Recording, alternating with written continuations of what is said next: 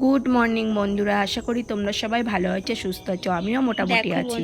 তো দেখো, সকালে ঘুম থেকে উঠে একটু বাহামনির সাথে গল্প করে নিলাম। ও কি করছে তোমরা সবাই দেখো। একবার মুখের মধ্যে নিচ্ছে, আবার একবার পায়ে নিচ্ছে, আবার মুখে নিচ্ছে, আবার পায়ে নিচ্ছে, এই করছে। খায় মা, ও লঙ্কা খায়।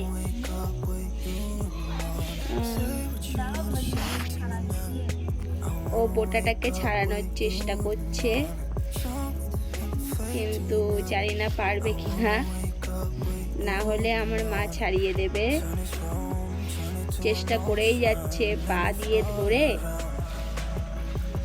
না ছাড়াতে পারলো না। ও পা দিয়ে ধরে মুখ দিয়ে খাচ্ছে। দেখো বন্ধুরা, কি সুন্দর করে খাচ্ছে। স্বস্তিক এসে দেখলে খুব আনন্দ পেত। এই ভিডিওটা নিয়ে গিয়ে ওকে দেখাবো, তোমরাও দেখতে পাবে। তারপরে চলে গেলাম ছাদে।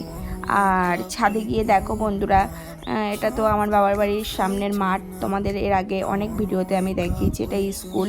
এই যে সকালবেলা সুন্দর পরিবেশ, চারিদিকে পাখির কিচিরমিচির, এত সুন্দর পরিবেশ, মানে মন পুরো ভরে যায়। আর এই যে আকাশ, নীল আকাশ, আর এই সাদা মেঘগুলো এত সুন্দর লাগছে, মনে হচ্ছে হাত দিয়ে ছুঁয়ে আসি, কিন্তু সেটা তো আর সম্ভব নয়।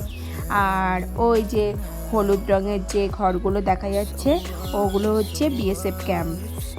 আর তার পাশে নদীও আছে।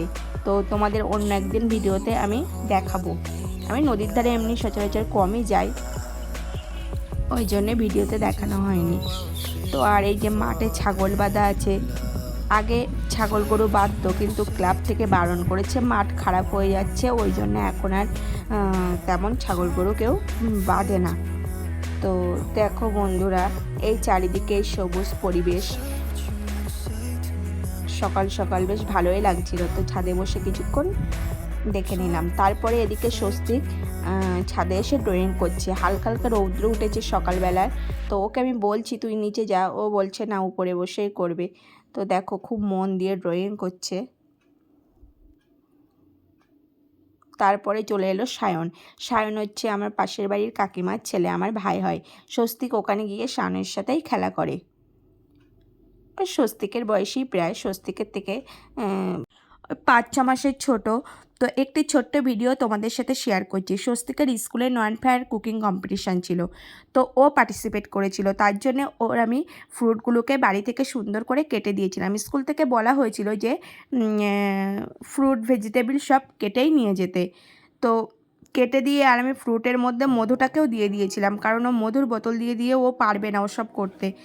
আর একটা বোতলের মধ্যে আমুল দুধ আর কাস্টার্ড পাউডার গুলে দিয়ে দিয়েছিলাম। তো জানি না স্কুলে গিয়ে কি করবে। যাই হোক, আজকের ভিডিওটা এই পর্যন্তই বন্ধুরা। আমার ভিডিওগুলি তোমাদের কেমন লাগছে অবশ্যই কমেন্টে জানাও। আর প্লিজ সাবস্ক্রাইব করো, লাইক করো। তোমরা সবাই ভালো থেকো, সুস্থ থেকো।